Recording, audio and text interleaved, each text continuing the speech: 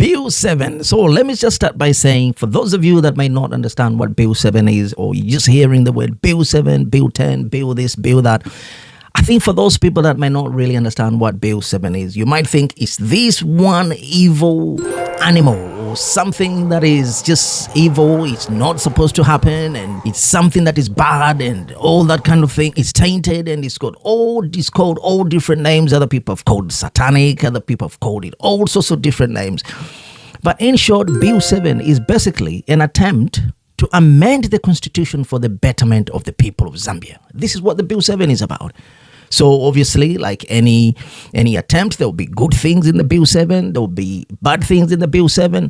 But I think the whole reason why the Bill 7 has not lived to its premises, because there's a lot of debate going back and forth, and people are not explaining the Bill 7 the way it should be explained. And I think the bad thing is the Bill 7 has been taken over by politics. Now, this is not new. This has happened all the other times that the constitutional amendment has been attempted on. So this is something that is not fair for the Zambian people, because now the Zambian people, the ordinary citizens, appear to just be on the sidelines. We are simply watching from the sidelines, and it's not a good thing to see. The Oasis Forum has rejected the Bill 7. We know that. The dialogue failed. The church bodies as well appears to have kept their distance. There's no news from the NGOs. It's all quiet, but the loudest people that we currently hear are the opposition. So we saw the press briefing by KBF, and this brought about divided opinion. There were those people, the supporters of the president, Mr. HH, thought that this man was not being respectful to the president in the manner that he referred to the president. It was as if he was speaking to a friend. But then again, if you're doing that kind of a press briefing, you need to be professional. You need to articulate to the people in a manner that people need to listen. But one thing that stood out is all these people that are speaking are not really providing the real solution that the people of Zambia need. So when you hear about the Bill 7, one might think it's this one evil thing that is currently happening, but it's basically the Zambian people trying to amend the constitution. That is what this Bill 7 is about, and nothing else. Now, yesterday we saw Mr. Chishimba Kambwili as well. This man needs no introduction. This man as well now is advocating for people to be wearing black each and every Friday to show disdain to the Bill 7. And I think, again, this does not solve the problem. I think people need to be providing real solutions and giving out proposals. Personally, I feel if you're going to do such kind of a press conference, you need to be there and say, well, let's remove this item from the Bill 7. Let's advocate for this. Let's put in this item, remove that, or do this. Provide some kind of solutions that the people of Zambia will listen and say, well, at least you are doing something about it, and you're not just advocating for the abandonment of the entire. Because what we've seen in the past constitutional amendment attempts is that so many good items have been left out or have been abandoned that were contained in that particular bill, and were abandoned because of abandoning the entire bill. So this is not what we want, and this is where we've seen Bill 7 is going, and it's quite a shame for the people of Zambia. So this has left us confused. It's left each and every Zambian confused again, because we don't really know what is happening. So as a country, the question we need to be asking ourselves is, what next? So this is what this video is about. And we're going to look at simply 3 steps that I think the Zambian people should take. Not 5, but 3 simple steps that we need to move on from this attempt. Now, to other people, this may be another voice of confusion, but at least I'm not advocating for anything else other than a solution-based approach. And I think this is what we Zambians need to do. We need to make sure that wherever it is, whatever we discuss, or the debate, even at social media platforms, or whether it's one-to-one, face-to-face, or wherever it is, we need to discuss the issues of why the Bill 7 should not be allowed to fail. Because all we are seeing is politicians shouting on top of their voices and advocating for so many different things that don't even make sense. And it's just ridiculous that politicians appear to have hijacked this bill, and the current ruling party as well appears not to be following the right procedures when it comes to process and procedures. So I think everyone is lost, and I think a good starting point would be to say, we've all failed. Where can we start from? Are we able to start from scratch with this bill? And I think this is what's going to help, and this is what this video is about. Now, this is not something new with the Zambian people, and every time a bill runs into trouble, we tend to abandon the entire bill completely. It's as if anything never happened. It's as if all the proposals will never happen, because some of the political opposition parties are simply against one particular thing that might be, in their eyes, probably favor the current government. So we did that with Bill 10.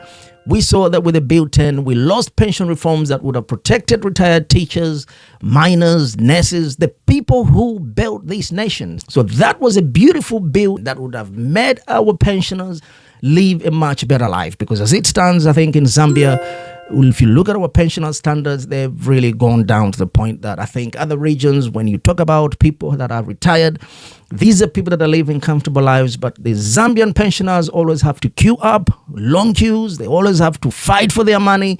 It's as if the government owes them money, and yet these are the people that have actually worked for the Zambian people. So the Bill 10 was going to solve this problem once and for all. But Bill 10 was abandoned, and these pension reforms went with it as well. So this is not fair. And so when we are discussing some of these things, the emphasis must also be placed on those good elements in that particular bill. And it's a shame to see that Bill 7 is now going through that same graveyard, and we're going to lose some of the good elements that are within Bill 7. I mean, the constitutional amendment is simply to improve our lives, to improve the way things work within government, within legislation. And this is a good thing to do, but I think it's been politicized by a few people, and this is not fair. Now, Oasis Forum's call to withdraw the whole bill may come from a place of concern, but it is not a solution. This is not the way forward. This is not the way to resolve matters. Withdrawing that also means throwing away some of the good elements in that particular bill. So I think there should be a way to do things better. So withdrawing bills is just how Zambia has been losing progress for decades. I think as Zambians, what we tend to do is we tend to focus so much and drive a lot of energy on the bad clauses, to the point that we get blinded over the good elements within the bill. And politicians and never citizens end up controlling this narrative. And this is what we've seen with KBF. This is what we've seen with Mr. Chishimba Kambwili. And there'll be a lot more others coming out, giving out their own different pieces of advice, which is unwarranted and probably does not even provide any real solutions. And I think the president must be sitting down and thinking, what is really happening with these people? No matter what you do, no one is listening. And then with all due respect, with the Oasis Forum, I think, like I said, the solution is not to withdraw this particular bill, but force this particular bill to adopt those good elements. I mean, it's about time really that we changed some of the few elements within the constitution. So I think if we all work together, it becomes an inclusive process where the politicians, the ordinary citizens, the stakeholders, the civil service organizations, teachers, farmers, whoever it is, if we all come together and say, well, this is what we have to do, we have to see it in an inclusive way, students and everyone else, then this might be something that possibly might work for the people of Zambia. But abandoning the bill simply because of one or two different elements, I don't think this is progress for Zambia. So sometimes when you hear some of these politicians speaking, it makes you wonder. You ask yourselves, where's the platform for the women, the youth, the disabled people, the diaspora, the ordinary citizens? These are the people that need to come together and advocate for this particular bill. Only politicians like ABF, Kambwili, and all these others dominate the space of the debate of Bill 7. So this is ridiculous, because at the end of the day, these are the people that need to work together and not have fragmented voices. And I think this is what's going to work against them. Even come 2026, most of these people that think might probably even scoop the election, they'll be disappointed because they are not used to having that sense of working together to achieve a common goal.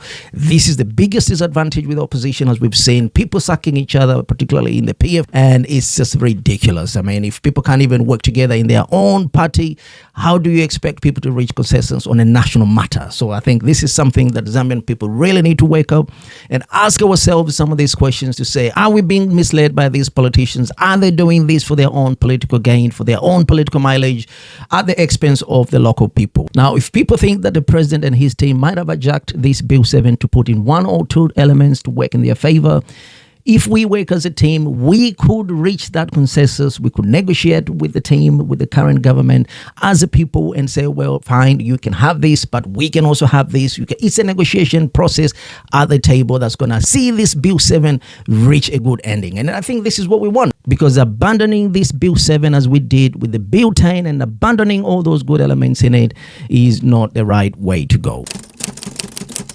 What should we do now that we are at this stage? Because we are basically at crossroads here as a nation, because the bill is not going anywhere.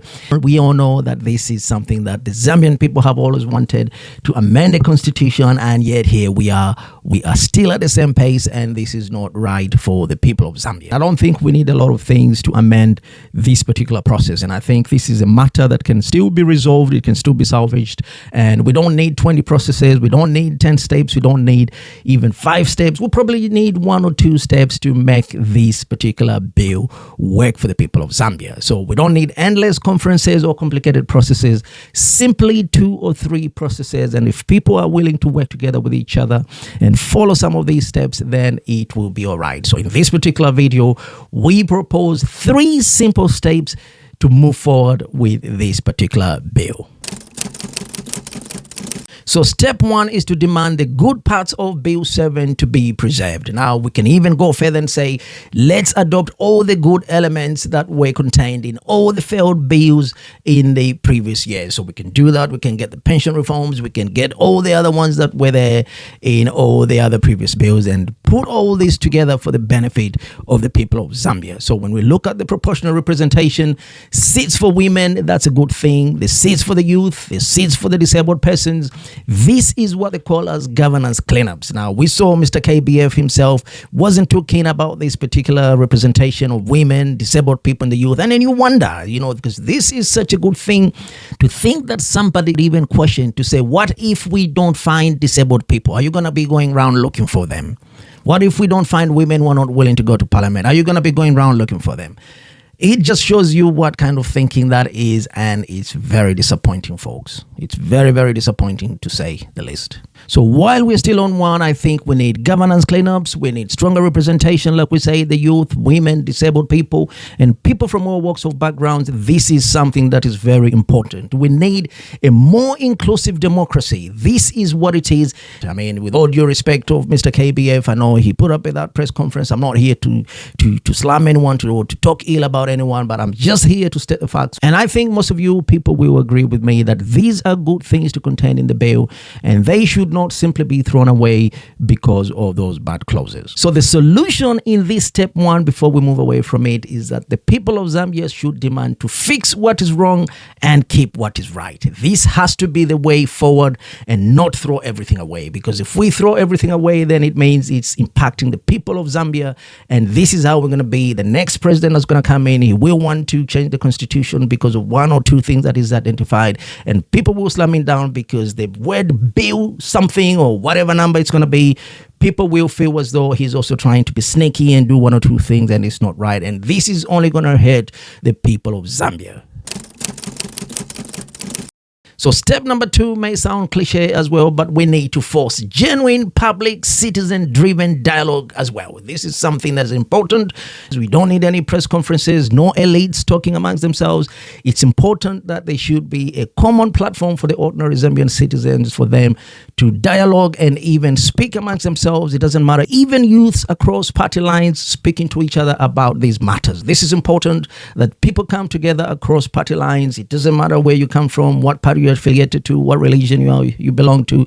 It's important to come together and say, well, this is what is needed. Let's come together, let's talk about this bill and see what's going to happen. No? So we all know that the Oasis Forum met many weeks ago at the Mulungisho International Conference Center, And I remember reading an article that was condemning the Oasis Forum because of a lack of equal representation, because some of the people were not represented well at that particular conference center. So, for example, some of the students were not represented, and then you think this is the same body that is condemning the current process of the Bill 7 of not being inclusive and not being well represented, and yet the Oasis Forum itself, when it comes to their own deliberations, when it comes to their own debate, they are not inclusive. So you can see all this is just double standards, and it's not working good for the people of Zambia. I think we are being blinded as the people of Zambia. We're being shortchanged, and we as ordinary people, as ordinary citizens, need to start advocating for what we think is right for the Zambian people. So step number 3 is to revive the good from the abandoned, like Bill 10. This ties into step number 1 as well. So we have to identify some of those good elements, like I said, and bring them forward for the betterment of the people. So in other ways, we should stop sacrificing good reforms just because politicians are not able to come at that table to reach consensus. This is not right, and we are not going to be saving politicians' interests anymore. We need our own voices to be heard, and we need people to understand when we say we want these good reforms, then we want them. And citizens must demand the return of all these positive clauses that were contained in all these other bills that failed. Now, because of time constraints, we're not going to go through to discuss all the historical bills that failed, but we know that there were very good elements in all of those bills that can be adopted in this current Bill 7, and these are things that we need to force the current government to work on. And if we can manage to do this, then I think we'll be heading towards the right direction with the Bill 7. So in conclusion, what can you say? So Zambians must stop living in these cycles of abandonment, because we cannot afford to, every time something good comes up, people want to abandon it because of politics, because this is not setting a good precedence, and I don't think it's right. Because what we have to do is to make sure that wherever it is, we push forward with this Bill 7, which can be forced actually to adopt only the good parts in it. I think we need to stop letting politicians dominate the airwaves, but let the ordinary citizens speak for themselves. I mean, I'll be very surprised if people come Friday wear all these black t-shirts. I think that would be something that is laughable, and because that's not the solution at all, folks. I'm afraid it's not going to solve anything. You can wear all the black t-shirts all you like. It will not solve anything. I think the best way to solve this matter is to come back on the table and force the current government to adopt all those good elements and negotiate on their current bill. Now, we all know that Bill 7 is not perfect, but at least this gives us a chance to fix what is wrong. It gives us a chance to look at things from a different perspective and say, well, let's preserve what is right, and finally build a constitution that serves the people and not the powerful. I think in closing remarks, all I can say is that the future is in our hands, not in withdrawing, but in reforming with courage, reforming with unity, and reforming with clarity. So until then, this is what we are reclaiming.